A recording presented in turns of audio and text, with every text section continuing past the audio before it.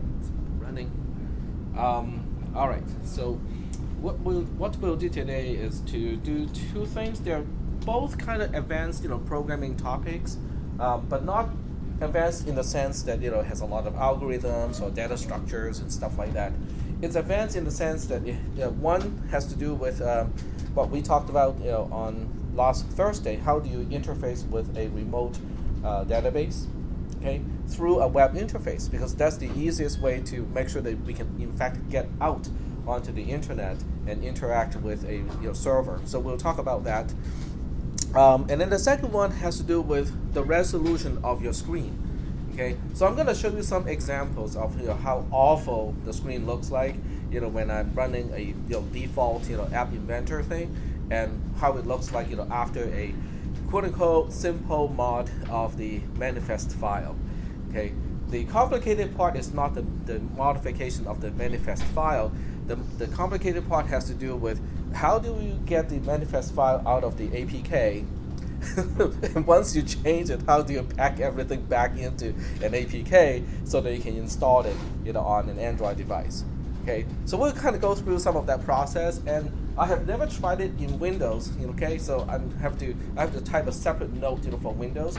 But for those of you who are kind of savvy and you can just kind of find out, okay, if this is how we do it in Linux with command line commands, I can follow. Okay, this is how we're gonna do it in Windows, or you can just switch to Linux when you work on this project, which is okay too. All right, so I'm gonna sign in and get these topics started. And if you have any questions, don't hesitate to stop me, because these are fairly advanced topics, and they're definitely optional. In other words, I'm not gonna have you guys to work on stuff like this. You will not be required to have access to a remote database with your project. Okay, and you will not be required to use the maximum screen resolution of the device, for whatever app that you're writing. Okay, so we'll start with your homework assignment, which is actually pretty easy by comparison. But I want you guys to keep this in mind as we talk about the other topics, especially the one that fixes the device resolution. So this is a screen resolution reporting app, which is really, really easy to do. Write an app to check the resolution of the screen. Make this app sensitive to the orientation sensor, so it works in portrait mode and also in landscape mode. If you do not do a single thing, it is only going to work in portrait mode. Okay, so you have to do something to make it sensitive to the orientation sensor. Okay, I already talked about this a little bit in the previous class, like which attribute of what object you have to modify. So you might want to kind of go back and watch that video again. Or you can just kind of go through the objects, okay, and look at the property list and figure out which one has the right thing to do, the right thing to use. The output should indicate the width and the height of the screen in number of pixels. Okay, you should use one button to trigger the operation, and either report the width and height using a dialog box or using labels on the screen itself. So that part is up to you. Okay, you can press a button, and it just shows you, a dialog box that says, okay, the width is blah, blah, blah, and then the height is blah, blah, blah. You can even have two different dialog boxes, one after the other one. One to show me the width, one to show me the height. That's perfectly okay. And to turn it in is the same thing as with the previous homework assignment, not the one using a omelet, but the one that is using perfect. Okay, what is hello per, yeah, it's the same as the hello per homework assignment.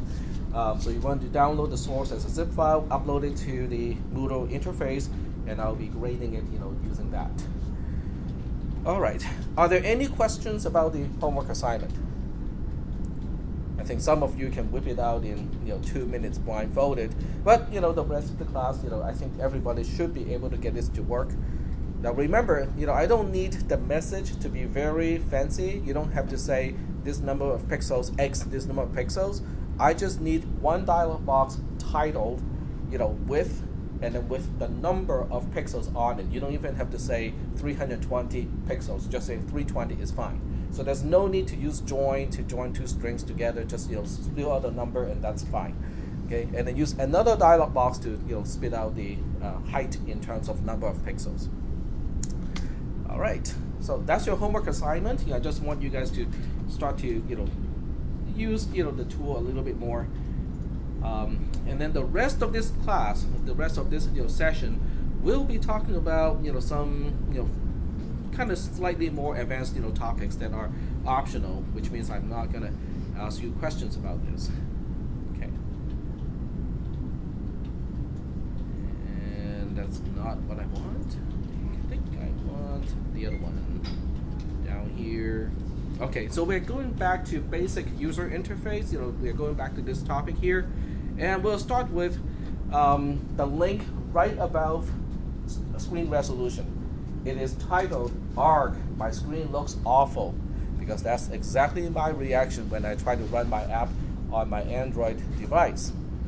Okay, I have several Android devices at home. The first one that I use is my cell phone, which has I think it's like 400 pixels across. So the default app, from App Inventor works okay with this. Okay, the resolution looks okay. There's no pixelation and stuff like that. So everything was okay. And then I use my Vizio 10-inch, tablet, which is not really that good in terms of resolution. It has 1024 by 768, which is what we call XGA resolution, and it looks kind of awful. It looks really pixelated. And then I tried the same app on my last device, which is my pad transformer, which has a 1080p resolution, and it looks absolutely awful on that one. Okay, so I will go to this particular note first, and what I'll do is I'm gonna scroll all the way to the end first. You guys can do the same if you want to. And basically, this is a 1 pixel for 1 pixel screenshot of what I saw on my 1080p capable device. Okay, you can see the sharpness of the of these guys here. Those are actually at the right resolution, at the 1080p resolution, 1 pixel for a pixel on this screen. And this is what we see in the app itself. Look at the screen, look at orientation sensor, and also look at the resolution. Okay, and let me see if I can do this, because I need a scrolling function for horizontal scroll. Just drag it into a new tab. Drag it into a new tab. Okay, there you go. Thank you. And you can see, that's the entire screen, but it only reports a resolution of 545 by 284. What is 1080p? As the name implies, 1080p is, we should have 1080 pixels as the height, and 1920 as the width. Okay. Yep. So that's a 1080p resolution, and it's only reporting 545 pixels across when it should be 1920. Okay, so what is the relationship 545 versus 1920? It's 1/4, right? It's about 1/4 of the expected resolution. And if you look closer, you can actually see it's not pixelation in this case, but it's fuzzy. Okay, it's definitely fuzzy. This is what I got, when I ran App Inventor by itself, and the next screenshot is what I actually see, after I make the modifications. So I'm dragging into a new tab, and you can see this one is much better. Okay, the text is actually at the right resolution, and it reports the correct resolution. In this case, it is reporting back a resolution of 1920 width-wise and 1052 height-wise. The height is off a little bit because of the, all the other extra stuff. This is taking up some stuff, and this is also taking up some stuff too. It looks like I can even zoom in a little bit. This is the actual 1 pixel for a pixel part of the screenshot. Okay. So depending on whether you want your app to be able to run in a high resolution device and still look good and make use of the full resolution or not, you may or may not want to ignore the rest of this class. Okay, so that's one thing that we'll talk about, is how do we fix this. as it turns out, it's not too difficult to fix it. Okay, you do need to learn a little bit more about command line commands and how to install some additional components that we need in order to get this working. All right. So this is the end. I'm fast forwarding to the end of the note here. So I'm going to go back and rewind all the way back to the beginning. So we'll start with this paragraph here, which is not exactly an excuse, but the rationale of why is this happening? Okay, because App Inventor is not intended as a full professional tool for app development, but it is easy to get in. You can whip out something with absolutely no programming background in just minutes, right? So by default, we basically don't have a whole lot of options. Okay, so here's the default here. The default is App Inventor makes an assumption that it will only run on devices with about 320 pixels wide in portrait mode. Okay, that's the assumption. So that means it is really designed to run on devices a little bit smaller than my cell phone, and my cell phone does not have a big screen either. Okay, this is not even considered a big screen by today's standard. Okay, is not designed to run on large or high resolution screens. So when you do have a high resolution screen, what does it do?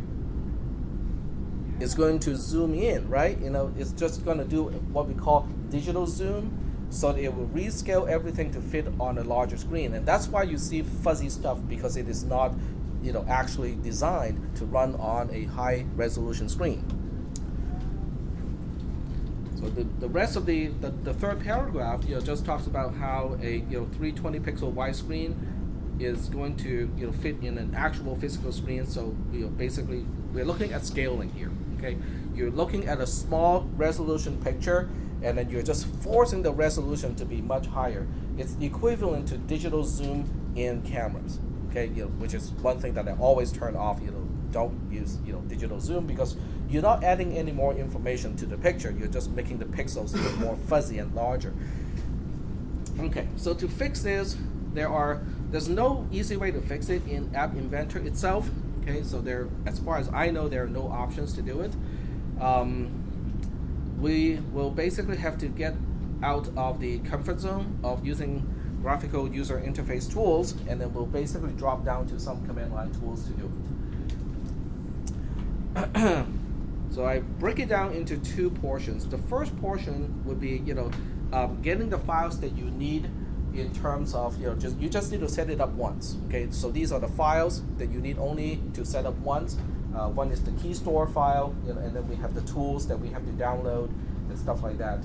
And then the second one, the second stage, would be the things that you need to do for every time you update an app and you want to re-upload it or test it again. You have to redo all these steps. Okay, so we'll start with the first one first. The first part is to download the Keystore file from App Inventor, and you want to set up everything into a folder, just so that it's easy to deal with the path thing. So let me just do the whole thing here so that you can see step by step how to do it. So here we have a little project here, and I can just use this one as an example. So go to My Projects, and then the first thing you want to do is not even to have to select anything. Click More Actions, and then you say download Keystore. I guess you have to click on a project first. Okay, doesn't. You have to export it as an Apk file. Okay, so that's why. All right, so we'll go to an app first, and then go to package for phone. This step I have to do it anyway. In the second stage. So I'm going to click this one here and say, package for phone and download to this computer, because at this point I don't even have an emulator connected to it. So it's going to go through the whole motion to pack up the whole thing. And this is the first time it's doing this. It has to generate the Keystore file. The Keystore file is basically an encryption key, so that you can sign your package later on. This is not. There are errors in the block for this project. Or we can do something even easier.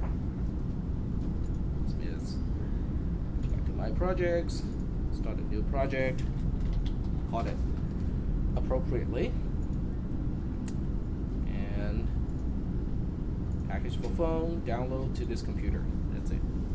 So this app has absolutely nothing in it. I'm just using it so that I can download the Keystore file.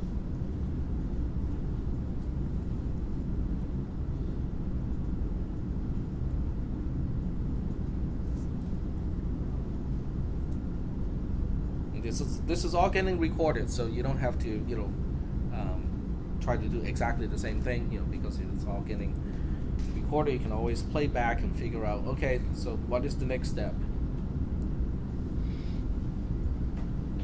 I also found a link where you can run your own App Inventor, server, and because it's open source, it's actually licensed by an open source license. So that means you can download the source code not only of your projects but of the server itself, and then find a place to host it. Then you can run your own App Inventor website, and potentially, if you do that, you can also put in all the options, additional options, to change the manifest file and do some of the other things that the stock version cannot do. And it looks like it's getting stuck here.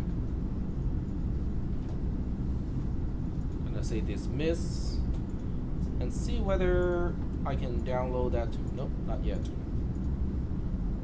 we'll give it one more try. Let's do. Oh, okay, there we go. It'll be saved in the download folder. There we go. So we have a package file now. It's called empty.apk. Empty comes from the name of the project itself, and the APK is just the extension of an Android package file. So we'll go ahead and save it. I don't even care much about the APK file, because all I really want is this. Go back to my projects. Without selecting any projects, I can go to actions and then go to download Keystore. So that's the first file that I need to download. It's called the android.keystore file. Okay. Before I go any further, I'm going to create a folder called, I don't know.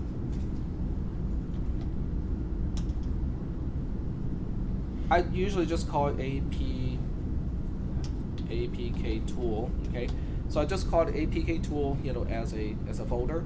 And I'm going to store this file into that folder. So I go back to my home folder, Apk Tool, and then just save file here. There we go. So that's the first step. Going back to my notes, I'm done with the first step here. The second step is to download and install APK from its home page. There are hyperlinks here. I tried to change the background color so that the hyperlink would show up. That didn't work out too well. I'm going to change the course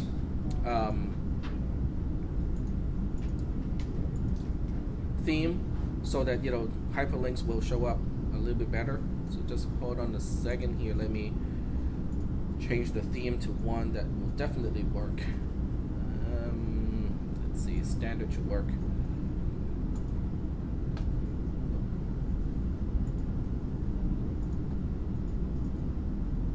Okay, there we go.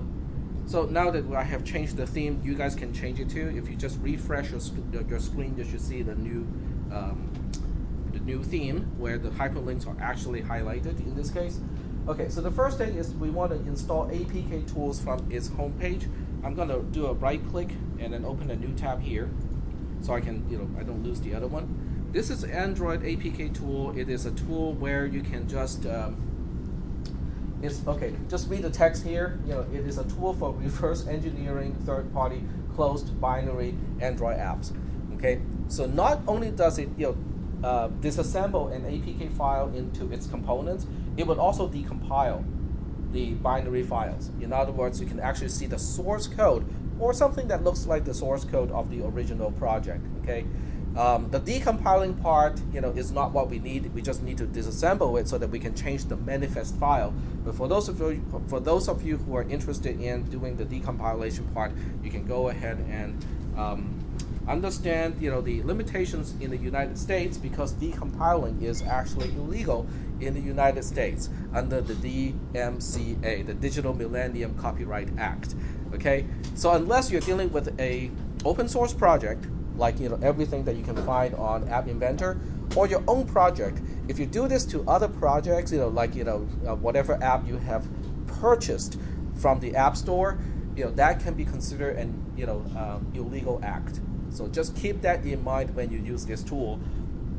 Okay, so we go to downloads, and you can see that there are different files to download.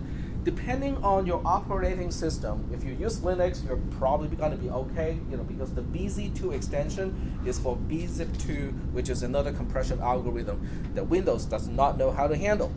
So if you're doing this in Windows, if you go back to my notes here, there's another file or another application you want to download first, which is 7-zip. And if you go to this web page, that will bring you to the 7-zip website. This one is pretty easy to install. You just download it, install it, and you can use 7-zip to open up the BZ2 files. Are there any questions? Yep. The act of decompiling itself is illegal, even if you just do it for your own learning purposes. I think in the setting of a class, it's okay, but if you do it, not as a part of an educational process, then it may not be okay. You want to look up the DMCA, which is the Digital Millennium Copyright Act, and decompile. So you want to check out all the documentations, especially this one here. This one looks like it's something that is more trustworthy. A status report from the software decompilation battle, and so you might want to read that first before you do this to any application that may be copyrighted. Open source projects should not be a problem because the source is available to you to begin with. If you decompile it into the source as opposed to downloading the source, hey, what's the difference, right? But for anything else, you might want to check first, just to make sure that you're not stepping into something that you're not expecting. All right, so getting back to the notes here. So this is 7-zip. You need this tool if you're running Windows, but if you're not running Windows like what I'm doing here, I'm using Linux, it is not needed. All right, so let's go back to the notes here. I'm going to download and actually go ahead and install Apk Tool. In other words, the current setup that I have right now, even though it's running Linux, it does not have all the tools already installed. So I'm not actually going through the process to install the tools. It even works in Mac OS X, which is not really surprising. Okay, so here I'm going to download the file, and I don't need to store this file into Apk Tool, but I'll go ahead and do it anyway. So I'm gonna save it into that same folder, and it's all done already because it's a tiny file. It's less than half a megabyte. By today's standard, it's nothing, right? Okay. So getting back to the instruction. Okay. Unzip Apk Tool to a folder. You can use 7-zip in Windows. In Linux, it's pretty easy because in Linux we have the tar command here. In this case, it's extract. J is for bzip2. Don't ask me why they use the letter J to mean bzip2. V is verbose, and then file. And I'll just go ahead and decompress the file here, and I'm done. I think. Yep. Okay. It basically unzipped the whole thing into a new folder. This is the new folder. What I'll do is I'll copy whatever is in the subfolder into the current folder, and that will give me this tool. This is a command called AAPT, which is what we all need for the process to be done. It also has a binary called Apk Tool.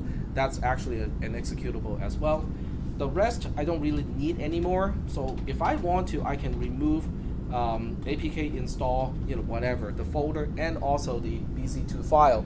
But that part is optional. I can keep them around if I have the storage, or I can just get rid of these if I need the storage back. So I'm gonna remove these files because I don't really need them at this point anymore. So I have 3 files left. This file here is coming from the Apk Tool.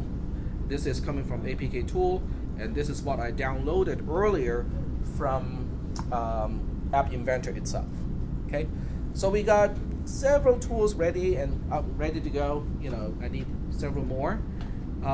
If you're using App Inventor, you already have Java installed, because otherwise the Java web script part won't work. However, you might have just downloaded and installed JRE, which is the Java runtime environment. That only allows you to run Java programs, but it won't give you the tools that you need in order to package things together or to sign something or to compile Java code. So that means if you do not have JDK installed, you want to go to this web page here. I'm just going to open it so you can see what it looks like. So you have to go here and download the entire JDK, which is a little bit bigger than JRE. So this is the file that you want to download and install on your platform. I already have Java JDK installed on my platform, so I don't really need this. But you might want to double check and see whether you need it or not. Okay, so we're almost there. We are done with step 3. We have step 4 here. Okay, step 4 is creating a shell script to help with signing, because you have to supply like a bunch of options. So if you want to type it every single time, it's not a problem. But on the other hand, you want to kind of automate the process a little bit better, a little bit more. I have a shell script to do it. It only works in Linux. Okay, for those of you who are using Windows, you can look at the shell script and turn it into a batch file. Okay, it should not be too difficult to turn a script file into a batch file if you know how to write a batch file already. If not, you can probably search on the internet to find out how to write a batch file. So I'm going to right click and save this file into Apk Tool. Okay, so click save, and now I have 4 files into that folder.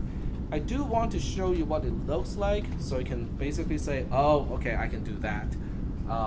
So it's a bash shell script file, but it only has 2 commands. It doesn't have conditional statements, loops, and all kinds of crazy stuff. So you can easily turn this into a batch file. The only part that may be tricky, to turn this into a batch file is, how to do the %1. How to do the $1 and the $1 here, which are arguments that you pass to the shell script file in Linux. So to do this in Windows, I think it is %1 and %1, is that right? To refer to an argument passed to the batch file itself? I think so. Yeah, I think it's %1. So instead of $1, it's %1, and you want to remove the first line too, because you won't be using bash as the interpreter. So you just remove the first line, then you'll be ready for DOS. Okay. Or Windows. Okay, all right, so let's see. Okay, we got most of the tool. The shell script file is currently not executable. So in Linux, you also have to perform this extra step, to turn it into an executable. Just adding the execute permission to it. All right, so we're almost done. You also need a tool called zip align, which is normally distributed with ADK, the Android Development Kit. In this class, we are only installing the minimal, with App Inventor. So we may or may not have that particular executable already installed. If you suspect you may not have that installed, you can just go ahead and download it. For Windows, you can just download it from this link here. It will bring you to that file, as a part of another package. And Linux users, especially if you use 32-bit Linux, you can download it here. So just right-click, save link as, and put it into the same folder. It's a tar file, which means you have to untar it first. So to untar something, it is not even compressed. It is just xf. It's called zipalign.tar, and just press the enter key. And now we have zipalign as an executable. And double check the permissions. Everything is good because zipalign is this entry here. It has executable permission to everybody. All right. Okay, we are done. Okay, we are now at step 6. That's it. Now you also have to learn how to open up a command line interface CMD in Windows and navigate from one folder to another folder. In other words, if you don't feel comfortable with the command line, you may not want to do this whole thing, because it's definitely a little bit command line heavy. Okay, so now that you have everything done, then what you can do is now you can have some fun. You can go to the APK file, download the APK file from a project, and you'll perform these steps here. So I'll go through this one more time. Go through this one time today. You won't be able to see much because I don't actually have a device that's high resolution to connect to. I have my phone, that I can take a snapshot and share the picture with you guys. So maybe I can just do that, because otherwise the emulator is not very helpful, because the emulator only has 320 as the resolution across, so it's not going to show us anything spectacular. So let me see if I can get this to work. Here. All right. So the first thing is to open up a project and do something that is resolution dependent. Okay, what do you mean by resolution dependent? Let me show you something that is resolution dependent. That is resolution dependent. In fact, just the screen itself is resolution dependent. Okay, why do I say that? Well, if you scroll all the way down, see how the title of the screen itself is badly pixelated and fuzzy before I fix the resolution of the screen. And after I fix the resolution of the screen, it is much better. Okay, so even the title itself, is already sensitive to the native resolution of the device. Okay. All right. So with that in mind, I'm going to download the APK file of this particular project. So I'm going to go package for phone and download to this computer. You're not going to download it to the Android device itself, because we have all the tools installed on the PC itself to kind of mess around with it, okay, to do the modifications. So we'll go ahead and do this step first, download to this computer. And it's going to go through this motion here, and whether it goes fast or slow, I think depends on how many other people are trying to compile the projects. The more people who are trying to do this at the same time, the slower it gets. So we'll just wait a little bit.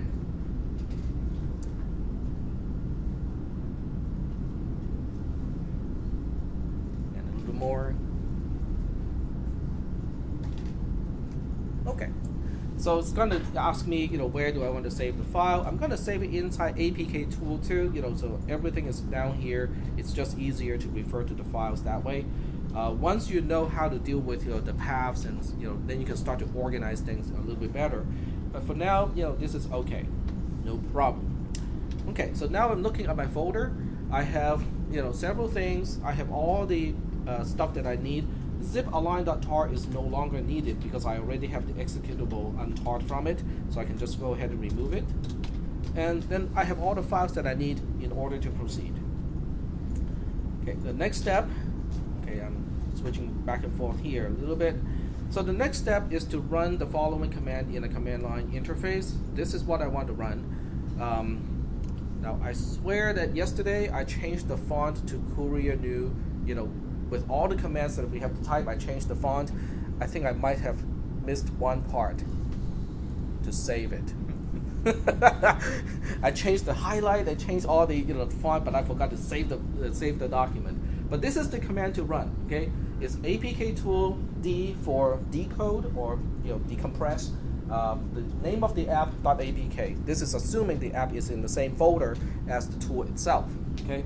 This is what you run in Windows. In Linux, it's a little bit more, but not by much. Okay, so I'm going to show you how we're going to run it here. It's actually / because the home folder, or excuse me, not the home folder, but the current working directory is not usually a part of the path. So I have to do a / first. But the rest will be the same. D for decompress, and then I give it the name of the APK. Can't find APK. Maybe I do need that entire folder after all.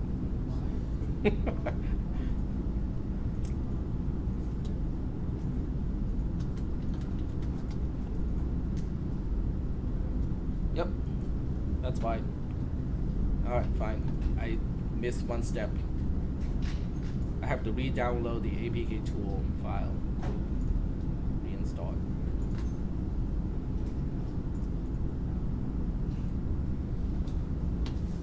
What's in the Apk Tool folder?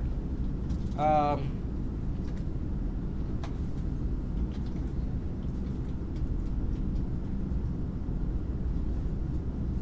see.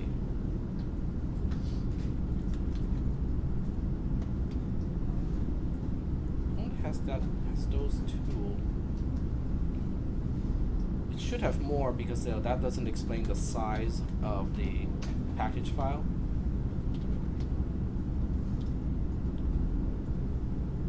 Yeah, it's definitely missing something.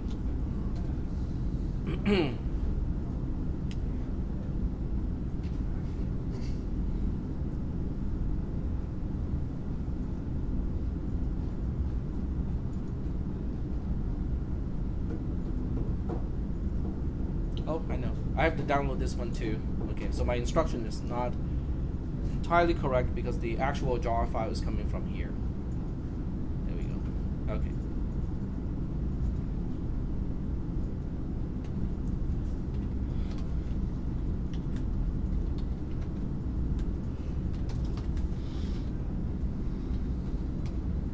There we go. That's the apk tool.jar file.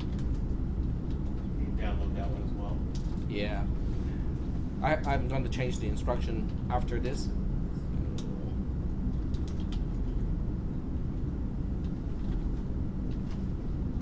Okay, now it should work. So apk tool, D for decompress, and then the name of the apk file. And that's it. Okay, so I have now decomposed the apk file into its components. Okay, do you guys remember this step? There's an extra file you have to download and unzip to. I'm gonna add it to the instructions so that you can read it and not miss it. Okay, so I'm done with the second step. Now moving on to the third step. Is to change that one file. It's an XML or extensible markup language file. What it is this file tells the tools, when it's packaging everything, the properties of certain things about your application. Okay, so we'll go ahead and take a look at this one. In Windows, you want to use WordPad instead of Notepad. The reason is, if you use Notepad, it may open the file and you see one super huge long line instead of multiple lines. Because I think this file, natively is for Linux format. So the end of line character is a single line v character instead of the DOS carriage return plus line v character. Okay, so whatever editor you use to open this file needs to be able to understand the Linux way or Unix way of ending a file in a text file. In Linux itself, it's not a problem because VI is definitely capable of opening files like that. So you want to go to a folder that is already created for the app that we are dealing with. So we have empty as a folder now because it is decompressing everything into empty. And the file name itself is called Android manifest.xml. And this is the name of this is the content of the file. It's pretty long and complicated. You can turn on syntax highlighting if you have a tool that can do that, but it's not necessary.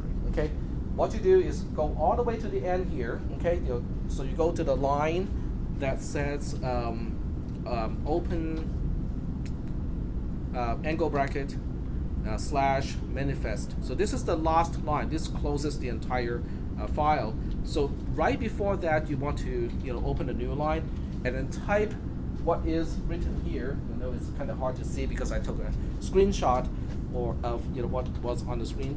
Okay, so you say basically supports screens, and then there are two things you write here. One is Android : any density equals true in double quotes, and the second one is Android : X large screens equals true, end quote, and then a slash, and then a close angle bracket, which is also the greater than symbol.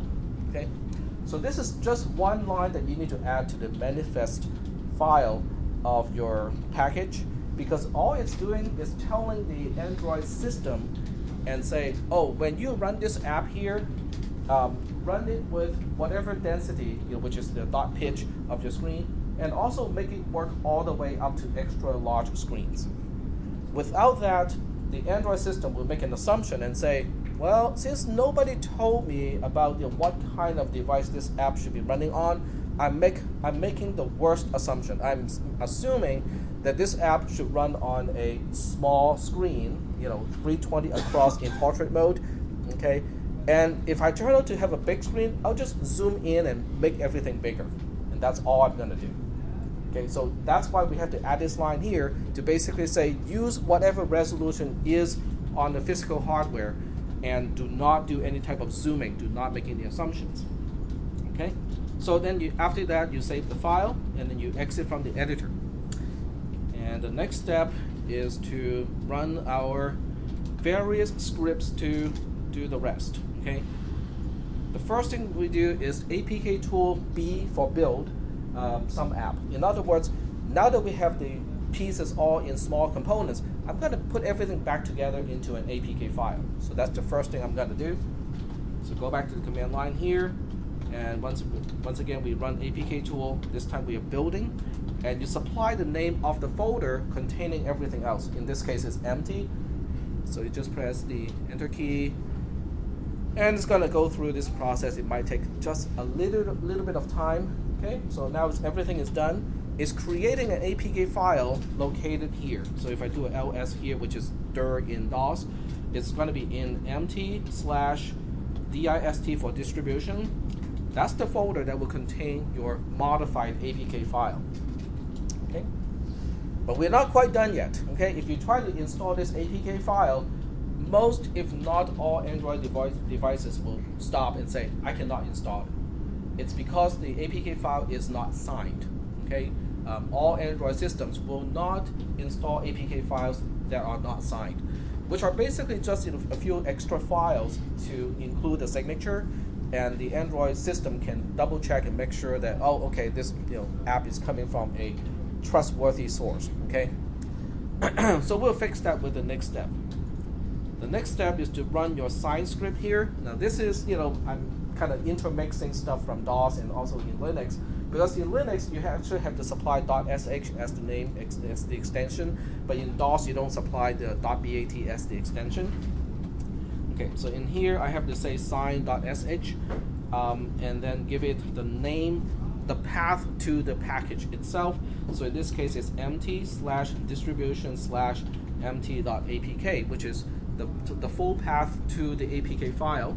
You press the Enter key and it will ask you for the passphrase for the Keystore file.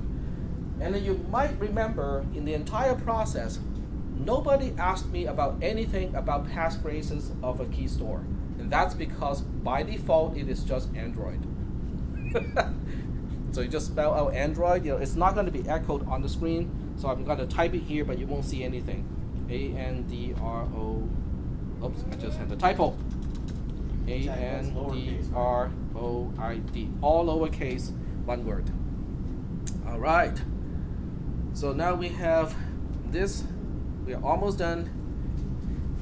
And the next step, which is the last step here, is to run zip align. Zip align align the files or the individual components inside the zip file by 4-byte boundaries. And that is required to have it installed, to have it considered valid in Android. So we're going to do that part too. So /zip align -v4, and then the path to the package file itself. Actually, this time I need to supply two names because it wants, it cannot overwrite the same file. So it will be empty/distribution/empty.apk. That's the input file, and then we need to specify another file name for the one that we are actually going to release to send to an actual app and an Android device. So that's the last step. We are now all done. So now we have a file called release.apk inside that folder, and that's the one that you want to upload to an actual Android device to install. Okay, are we still doing okay so far? Yep. What does align do? Say again. Zip align do? Zip align, aligns the individual components inside the zip file by 4-byte boundaries.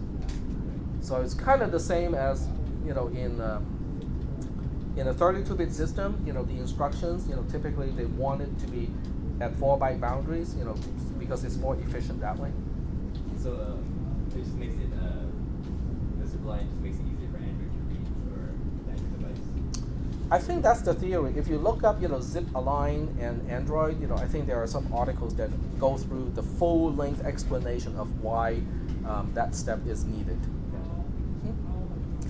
Okay, so I just want to double check, everything. So I'm going to use ls-l, which is just dir dir in DOS, the folder that contains the APK file. And you can see there are two APK files. They're pretty close in size. This is the one without zip align. This is the one after zip align. And you can see that zip align is only padding it with 5 bytes, 5 extra bytes. Okay, so it's not a big deal, but it seems to make a difference, whether it is acceptable on the Android side or not.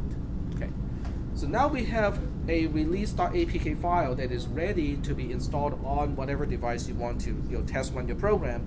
The question is, how do we do that? Okay, because this file is sitting on this PC here, and I have my cell phone here. There are many ways to do it. If you have the entire ADK, the Android Development Kit installed, you can use ADB, to just push it over and actually install it through the command line of your PC. Okay, that's pretty easy to do. But if you don't have that installed, actually ADB is already installed in if you have App Inventor setup installed. So let me see if I can find that first. Is it inside Google? There's no Google here.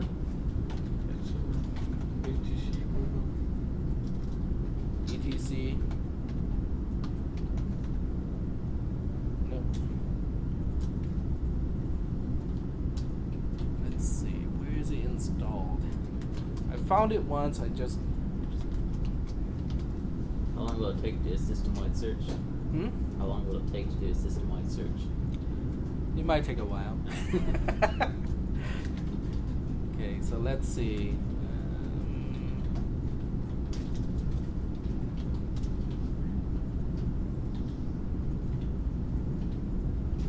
You know what? There's an easier way to find it. Apk File.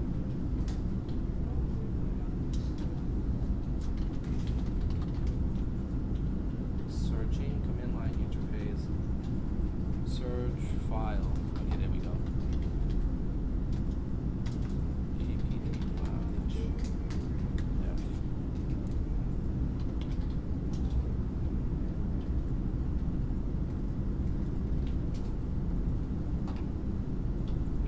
If you don't have Android Development Kit installed and you don't want to go through this hassle, the other way, which is really cool too, is to use Dropbox.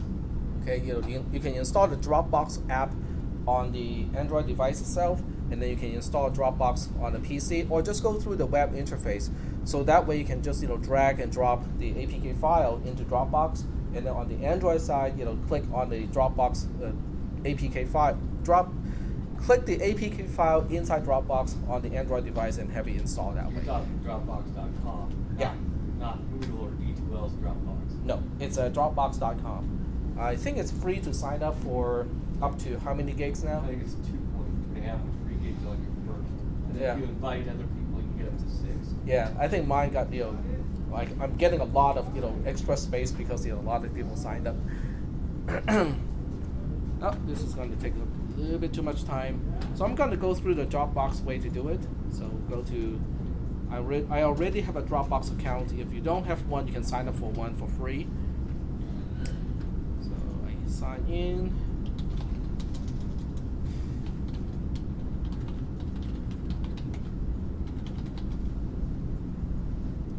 All right, so I got a few files already signed in, placed here. This is from yesterday when I was playing with it. So now I have to re-upload the file into here. And need to find the upload button. I think you can just drag it in, Just drag it in. Yeah.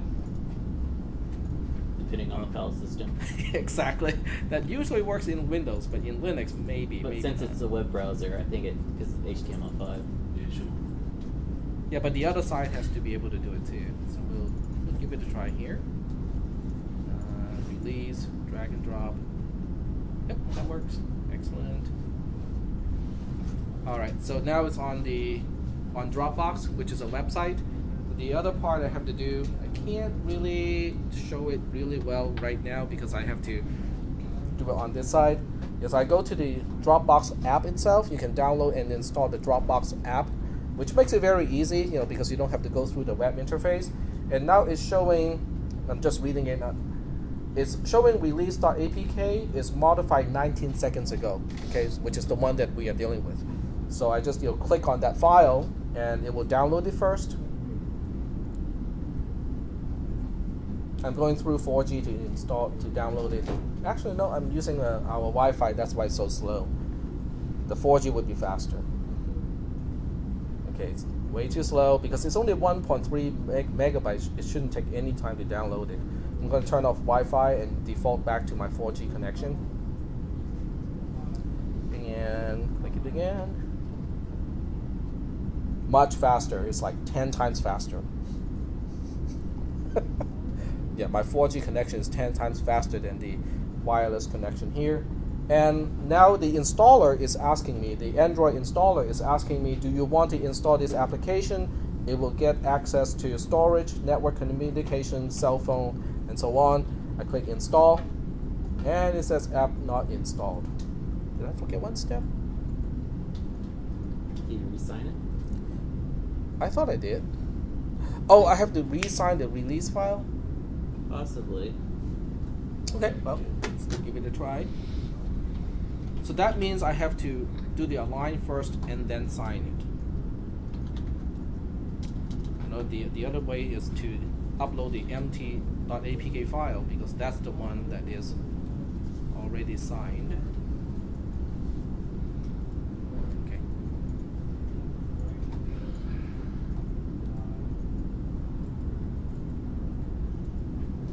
Okay, so this is the one that is signed but not zip aligned.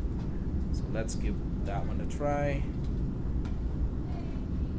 On the Dropbox side, you can use the menu key to force it to refresh, and it's called empty.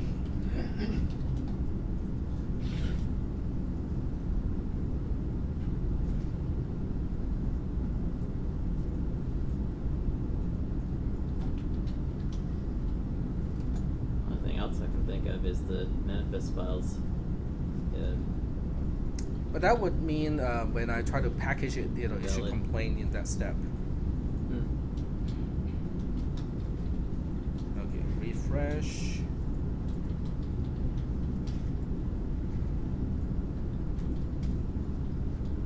Not getting empty.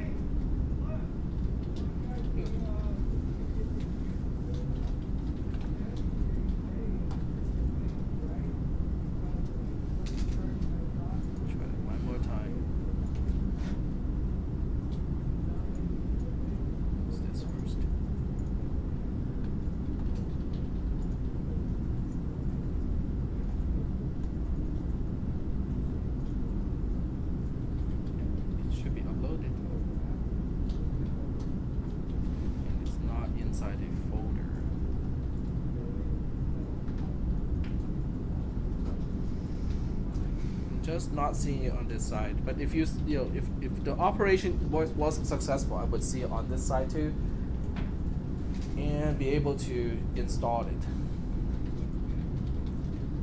It's just not working yet. Just exit Dropbox and reopen it. Oh, it is there now. I'm downloading empty.apk and see if I can install that one. That's the signed but not zip aligned. Okay, install. App is not installed. I know why. Okay, this is something that you might run into too, because I already have a similar app installed at home using a different key to sign it.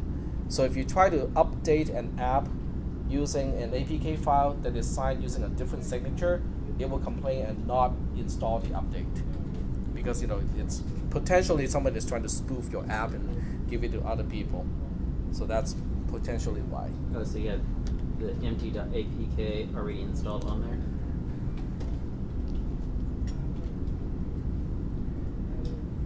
Because I think it's just the first signature that counts. Right. Oh, that's the other one. This check screen that I did yesterday. For this one, it's still not installing. It's refusing to install the app. Do you have Logcat on there? Logcat or some other type of way to log or debug it? No, I was using the same phone, last night too, to check out this entire process, but it was okay yesterday. It has to do with the process, so I'll try to figure out what's wrong with it and let you guys know. All right, so that's the first part of today's lecture, and there's a second part to it too. And remember, this part is optional. It's only something that you need to do if you want to use the full resolution of your larger screen or high resolution device. The other one is also optional. So for those of you who don't want to do remote data access, you don't have to do a single thing. But if you want to have your app to access a database remotely, this is one way of doing it. I'm not absolutely not saying this is the only way to do it, but it's just one way to do it. Okay. The general approach to get remote data, there are two easy ways to do it. One is a direct connection, but this only applies when you're dealing with writing an app in Java. Then you can have a connection to a remote database directly through the database own port. So for MySQL, it is port 3306. Okay, but you need to have that port open on both sides. So the client side has to be able to open the port on the server side in order to access a database directly. Now, if you're dealing with a school, it is possible that port 3306 is blocked incoming on the server side. Okay, so it has its limitations, but the worst problem of directly connecting to a database engine is not just the firewall issue. It has to do with the exposure is bad in terms of security exposure. In other words, if you open up the ports to a database and someone manages to figure out the password to the database, that person can do a lot of damage, can basically extract all of data tables, get all the tables out of the database and then nuke everything, okay? Which is not good, okay? That is not good at all. The second option is to use a Google Fusion table, and I'm not going to write anything about Google Fusion table because the tutorial from App Inventor already has an example using Fusion table from Google, so you can learn how to do it, on the App Inventor website.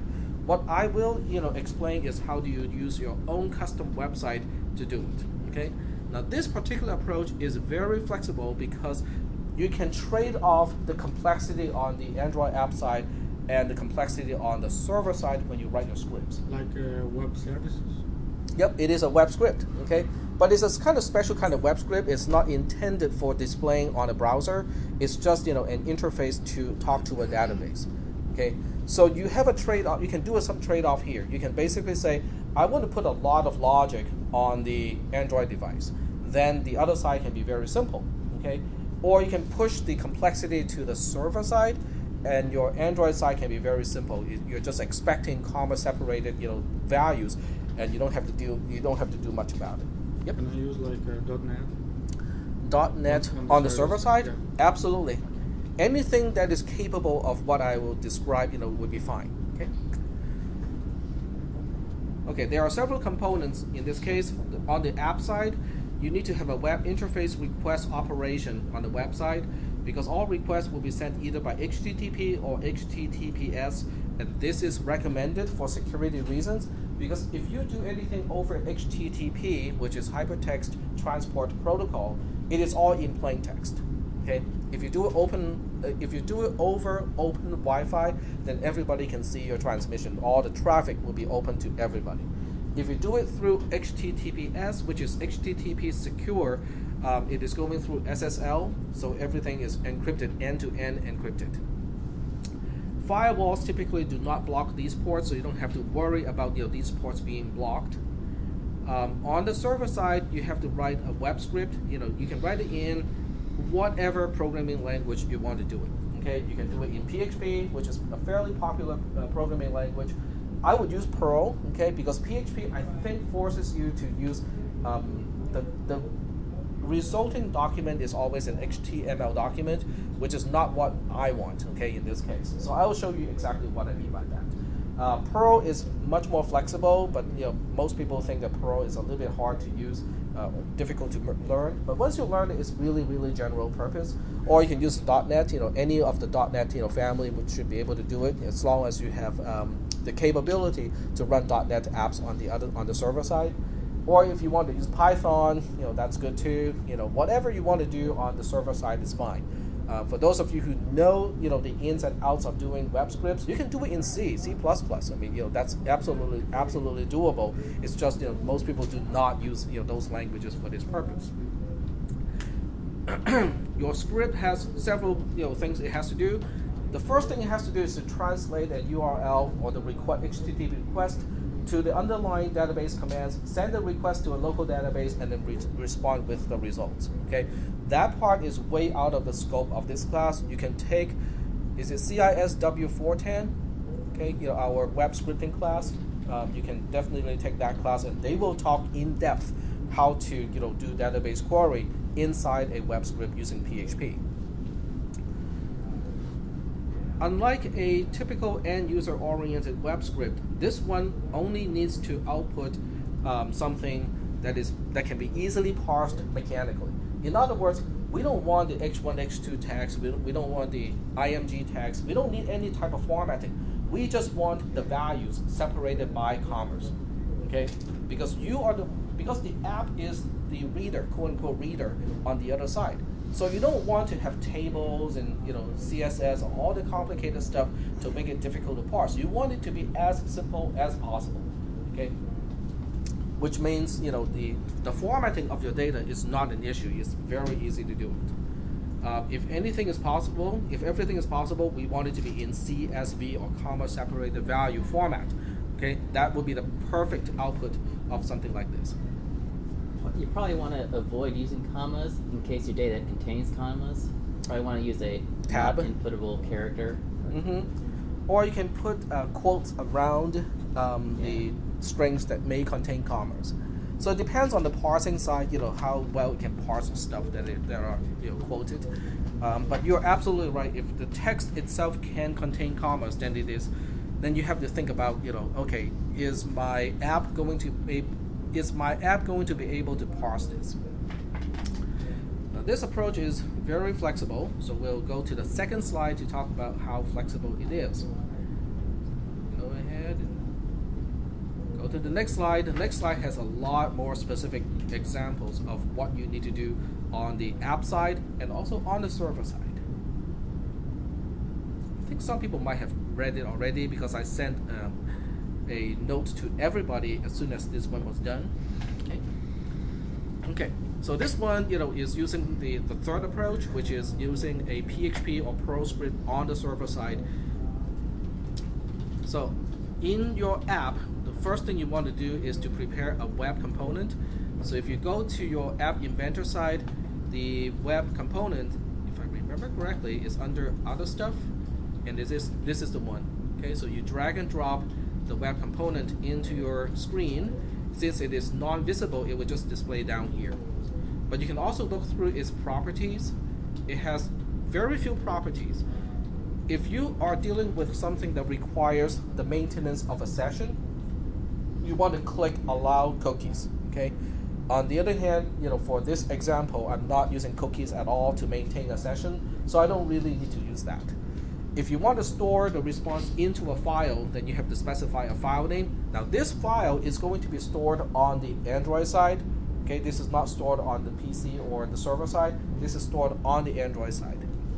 And I'm not going to store anything in a file. I'm just going to process the response directly from the app itself. So I don't need to specify a response file.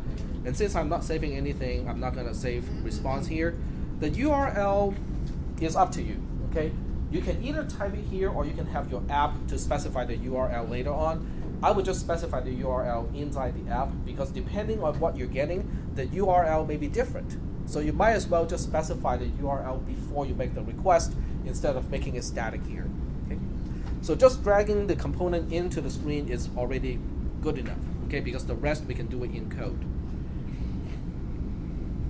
So this is my little mock-up application here. It has one button to trigger the operation to go outside to get the data in. It has 3 text fields to display, stuff later on. Okay, to basically verify that I can parse the content correctly.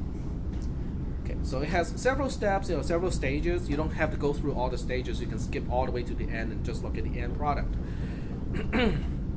Okay, we're going to use the button to trigger the operation. So inside here, the first thing we want to do is to set the URL, the Universal Resources Locator of the web page. In this case, you can actually do this. Okay, that particular script or HTML document is actually on the server right now, so you can actually test it as along when you do this code. So I'm going to set it to this particular URL, and then the next thing to do is to say, hey, web component, go get the document. That's it. Specify the URL and go get it. Okay.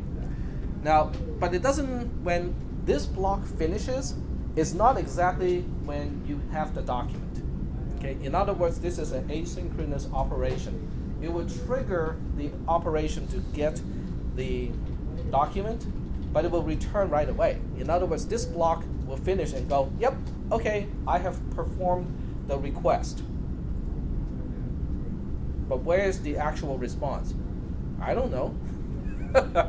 This block is not responsible to give you the response. Okay, so the response part is done, in a separate way. So that's why you need another block to just deal with the response. So this one is called when web1 got text. In other words, got text is an event that is triggered when web1 as a web component is finished getting its response.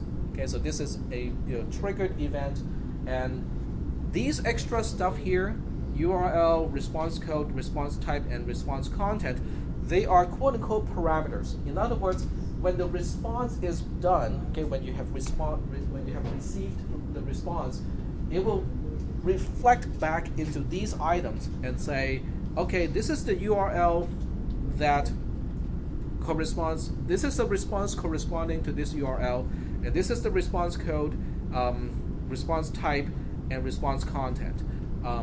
There are screenshots later on to show you what is a code, what is a type, and what is the content. But in short, the code is a numeric code to tell you, what happened to my response. For example, 404. 404 is not found. 200 is okay. Everything is fine. And there are other codes too, like if the script has problem running on the other side, I think it's 500 something. But anything other than 200 means there's problem. Okay. Response type is the type of the document. A typical URL will get you an HTML document. So it will say text as the main type / HTML, which means it's a text document, but in order to parse the document, you might want to understand HTML. Okay. You can also have text / CSV, which means it is a text file, but the content is not an HTML document. It is just a comma-separated value file, and that's actually what we want. The content part can be a very long string, which means this is the entire content of the response. So if you're going to Amazon or going to some other websites, the response content can be pretty long because that's the entire document itself. Okay, but so that's why that's the focus. Okay, we want to learn how to parse the response content.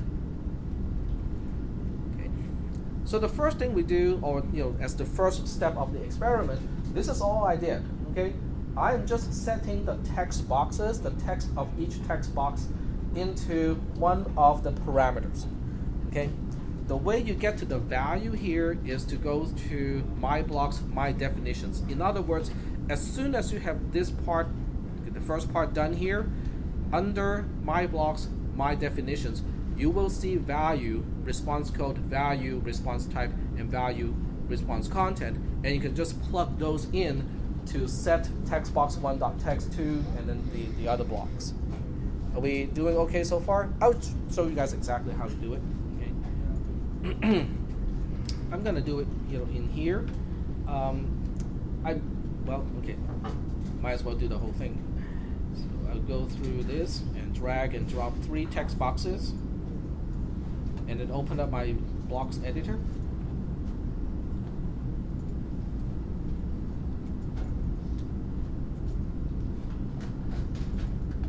And let it stew a little bit while I continue the discussion here. Also, there's an issue with Android and self-signed certificates. It'll just outright refuse it unless it's a known certificate authority. You have to manually add it in order for it to function at all. Yeah, I was doing the same steps at home last night, so I was just kind of. Is it only in Firefox? It's system-wide. So it's So if you try to download a file from an HTTPS secured connection that's self-signed, it'll just go into a download loop and never finish downloading. All right, so I'm just gonna repeat my own experiment here. The first thing is to go to buttons, so that we can start, the entire operation. So the first thing we want to do is to go to web1 and set the URL. So we go to set web1.url, and then we go to built-in, go to text here, so that we can specify something that is text in type. And this one is http://power.arc.oniont/data.html. And then we go back to my blogs, go to web1 again, and this time we want to actually perform the get operation. So it is, where is it? It's my get operation. Call get. Oh, call get. There we go. And that's it. That's all button 1 is going to do, is to trigger the operation to get the document. Okay. And then the second thing we have to do is to go to web1, because now we are basically saying, okay, what do we do after we get the content? There are 2 get or 2 got events.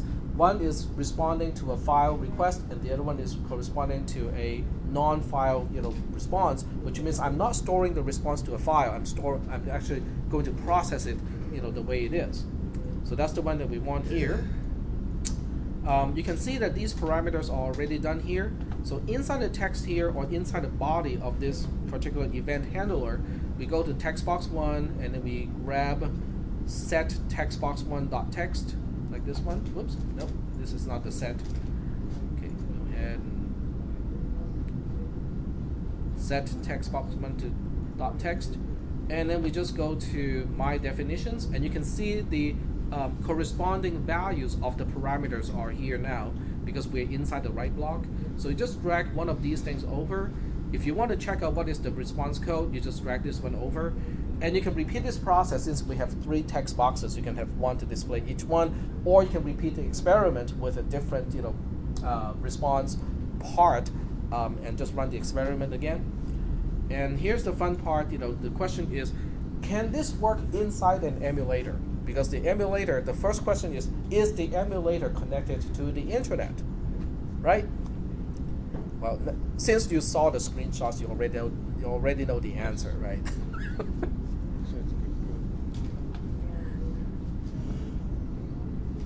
Did I click? I thought I clicked. Maybe you click the screen when it was loading. Is it just slow?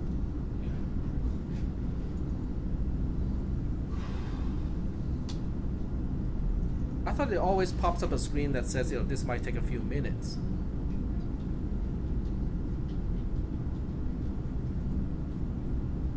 I don't know, I've had this app freeze on me a couple times. Crash randomly. Can you tab through your windows? It's not not there. That's okay. We can just close this and then open it again.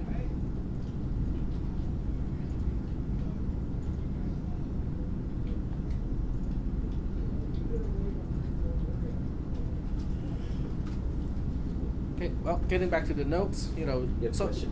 Oh, go ahead. Is there a way to get persistence on the Android emulator though? In case you ever want to just use like Android apps like on your computer just for To get persistence on the emulator. when you close it, it just pretty much all the data. Oh, I see. Okay, so you're talking about persistence, as in, okay, I understand. You probably will have some kind of interface to re-export everything out to something external to the emulator to preserve it. Something like this will work if you have a website already up and running. You can actually just send everything back out if you know where the locations are on the Android device. You can also use ADB to actually extract it from the Right. file system as well. Mm-hmm.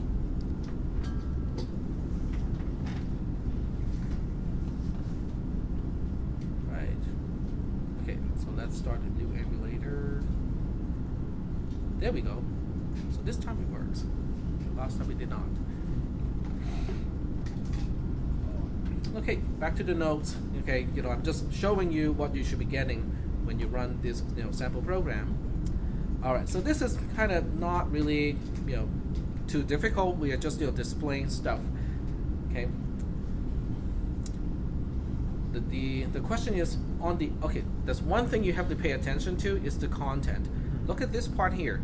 It's head / head body / body and then the content and then / body. In other words, this document is not exactly a CSV. Okay, when you display it in a browser, it looks like a CSV, separated value file, but it really is an HTML document. So that means if you are to get the values out of it in your app, you will have to parse. You have to cut this one. Yeah, you have to basically parse the HTML document. You have to ignore the head element. You have to ignore the body tag, and then go to the actual content and do all kinds of stuff. Okay, which is cumbersome because there's an easy way to fix that. The easy way to fix it is not to use HTML at all. Okay, so what you want to do is to use CSV. And this is a Perl script that will generate a CSV file. You can actually, I think you can do a regular file to do it, but I'm using a Perl script anyway, just so that this is a good starting point of a Perl script to actually access a database, and then reflect the data back as comma separated values. This script actually works. So if you click this, it will actually download a CSV file. Okay, so do we have the? Yep, we have the emulator up and running, and let's go ahead and. Oops, not that. Go to the blocks editor and connect to the emulator. So this way we can actually run the app.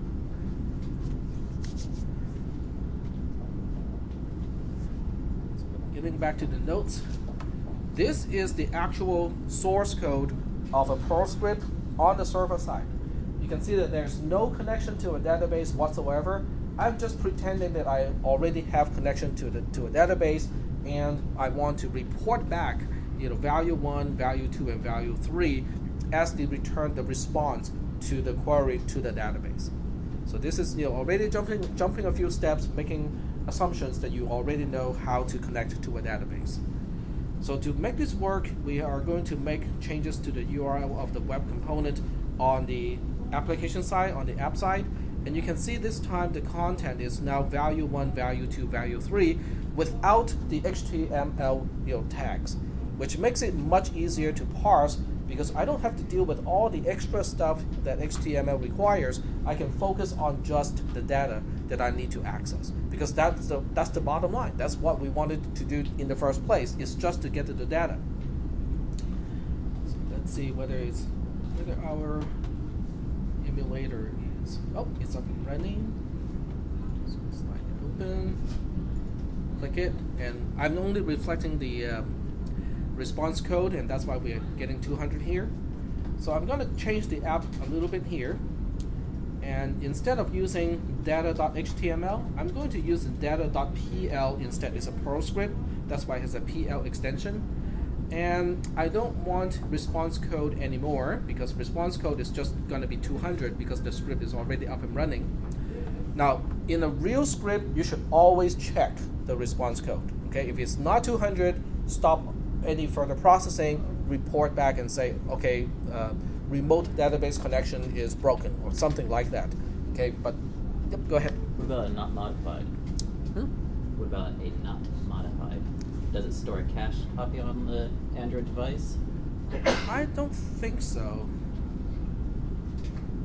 You can test it, Yeah. and see whether it's cached, but I don't think it's cached because there's no extra setting, nothing in the property that says anything about it. So that would be my assumption. Could be wrong. All right, so we're getting back into this active block here. Go to my definitions. This time I want to focus on the response content. Okay, so that's what we will show in the application. Run the application again. And you can see, well, I guess you can see it's value 1, value 2, value 3. So whatever the script is reporting back is now interpreted, or at least I can get to it. Okay, now that we have value 1, value 2, value 3, the question now is, how do we separate value 1 and value 2 and value 3 into each individual component? Because one can be the first name of a client, one can be the last name of a client, and the other one can be the phone number of a client. So I want to separate all those three, display it appropriately on the screen of the local app, and do something with it. You can use list. List. You can use a list and the split function. Okay, so the answer is right here. Just keep scrolling down. Parsing CSV. In other words, if you already have a string, which is basically just text, in the format of a comma separated value. Now, CSV is a misnomer because it doesn't have to be comma. Okay, it just has to be separated by some kind of character or pattern. It doesn't even have to be a single character. If you want to pick slash backslash as the separator, you can use it. Okay, if that's what you want. So the answer to that question is, we are going to make our own subroutine, make our global variable CSV data here, and we'll set it to, we'll define it as text. So this is my global variable. It is a string, and then we'll have this little block here to split the response content by commas into a list, and that list will be stored in CSV data. Okay, so even though when we first created, I created as text, we can change the type later because this is a scripting language. And this is my new program here. Okay, so basically this block here is splitting the comma separated values into 3 items inside a list. The list is CSV data itself. The next block allows me to select the first item out of the list CSV data, and whatever is the first thing will be put into the text of text box 1. The second block here is going to look at the second item of the list in CSV data and return that and put it into the text of text box 2, and the one the last one will put it into text box 3. So this way I can chop the data into individual components and put the individual components into different parts on the screen. A loop. You can use a loop, but the difficult part of a loop is inside a loop you cannot iterate through text box 1, text box 2, and text box 3. Unless you have text box 1, text box 2, and text box 3 already put into a list on its own, then you can go through the list of text boxes and the list of strings and say the first one goes to the first one, the second one goes to the second one, and the third one goes to the third one. But until we know how to do that, there's no way to turn it into a loop. Okay. So are there any questions about this part? No questions? Okay. Moving ahead here. So, once everything is done, now I don't have just value 1, comma, value 2, comma, value 3. I actually have value 1, and then we have value 2 with a space ahead of it, and value 3 with a space ahead of it. The reason why there's a space before value 2 and value 3 is because there's a space after the comma, when we have the original string. Because the split function ignores the space. The space is not a part of the separator, right? So it becomes a part of the value. And that's why we have a space ahead of value 2 and also a value 3. But that can be done easily. You can use trim is a function that can trim leading and trailing spaces.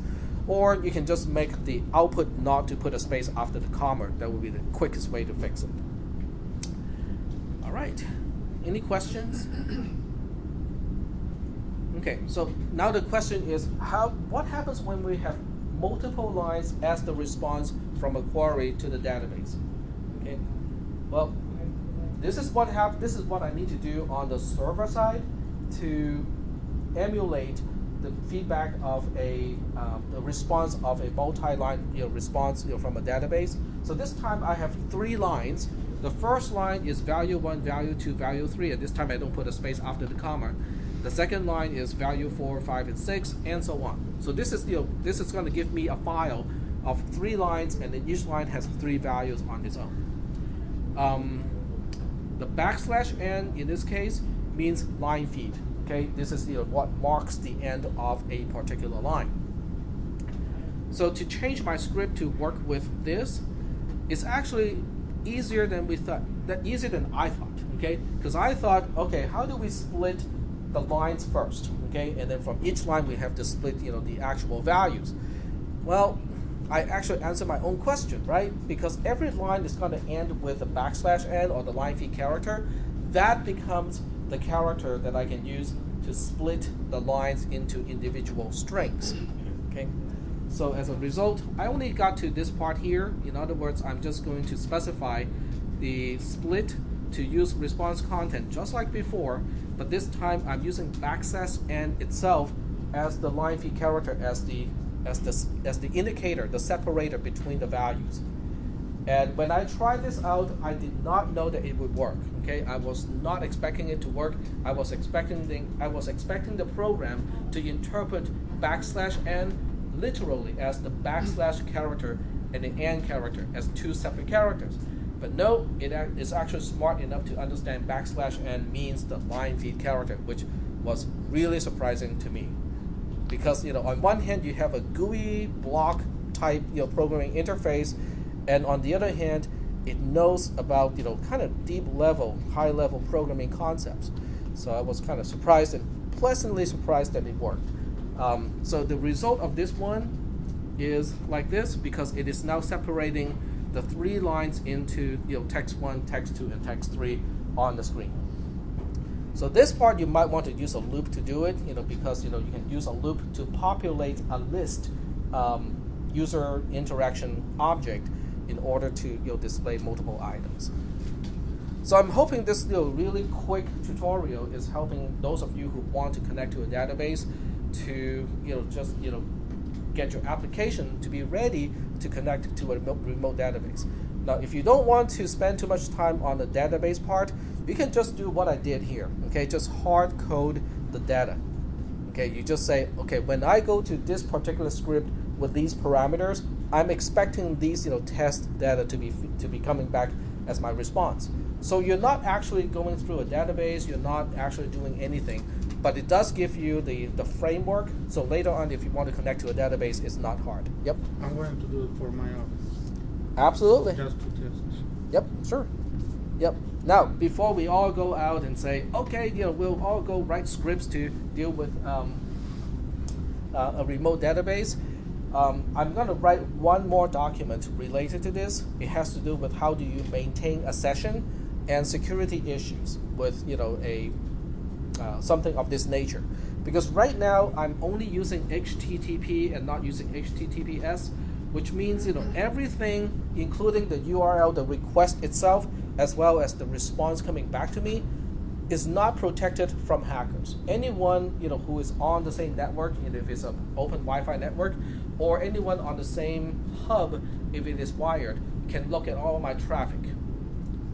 If you go to Starbucks to do this, people who are surrounding you will be able to get both the request and also the response. So the next thing I want to do is to just kind of make sure that you guys understand how do I make the connection more secure, and what do we do about authentication? How do we say that not just anyone going to this website can get the content? It has to be still specific. You have to log in with a username and a password or some other means to authenticate that you are you. Okay, so that part is definitely kind of a little bit out of the scope of this class. So I will type it up, make it available, but I probably won't go over that in this class, because I want to kind of move on to other things that everybody can should know about. But I think this is kind of interesting too, because I know a few people have already expressed interest in being able to connect to a remote database. Yep. Question. Would we be able to modify the scripts on the database there? I mean, could we put our own scripts in that same URL? Well, you have to have your own account. No, you have to have your own account. The power server? On whatever server. I can basically make accounts for this entire class so that you guys will all have your own account that is web exposed and also a database associated with your account. Oh, so we can't just throw a Perl script in this folder here? No, not on the PC, because if you do on the PC, it's not going to work. And on the /n, the ending there, what's the upside down triangle? Oh, that's really just a selector. It gives you the option to change that text. It's not a part of the text. Yeah, so you can select it to be a number versus text. Okay, any questions? Yep, go ahead. Instead of using your own database, how you leverage other people's guides that already exist? You can do that too. Yep. But if you use your own database and your own script to access your database, you can limit the interface. In other words, if you only want to be able to retrieve certain items that are not exactly of any security concern, then your script is already the gate to stop any further access to your database. So even if someone can hack, and say, oh, I know your URL, they can only get the information that is not secure, that is not sensitive. But if you open up an entire database, then if someone gets your username and your password to your database, they can get everything. So that's why I think this approach can be more secure depending on how you structure your scripts. Well, I mean, like instead of having your own server or your own instead of doing that, you can authenticating and just use someone else's API to grab random data that you want to display on there. Right. Yeah. The CGI library of Perl already has the concept of a session, so you can actually maintain a session using cookies. It also, I don't think it has any authentication built into it, but PHP definitely has the concept of sessions also built into it. So there are certain things you can do real easy, but the authentication part, I think you still need your own code to do it. Yep. Can you make it so we can have a power server account or whatever it's called? I can make a power account for all of you. Yeah. Yeah, in this entire class. Yep. Can you just connect to a database inside the app itself and use your query? The app itself has what we call TinyDB, but that's not actually a database. It's really just associating a name with the value. That's all it can do. So it's not exactly a database. It's limited, very limited. It's very limited because it doesn't even have a concept of a role. Maybe 100 values. It's just a name. Here's the name and here's the value. Here's the name and here's the value. The internal so-called TinyDB is actually almost equivalent to the registry in Windows. It's only used for storing configuration data. Yep. Don't we have access to SQLite on Android devices? It's not quite SQL, but it's like a flat file that emulates basically SQL database. I know the Android, the full-fledged interface has access to SQLite. I'm not sure about the App Inventor. may or may not have that interface. I have to check on that. But if you store it locally on the device itself, then if the device is stolen, then so is your data. The whole thing about being able to store it and access it remotely is so it's not even local. And you can use multiple devices to access the same database. That's the other advantage of having it remote. All right. Any questions? No questions? All right. Oh, some people have left already, so I might as well not take roll today. But you know what I can do? I think most people sign in, during this entire class session. I can see who has signed in and who has not signed in today. On App Inventor? On App Inventor? Moodle. Sorry? Signed into what? Signed into Moodle. Moodle. Yep. All right. Well, the lecture is, I actually overran the lecture part by 17 minutes. Surprise. Hmm? I said surprise, surprise.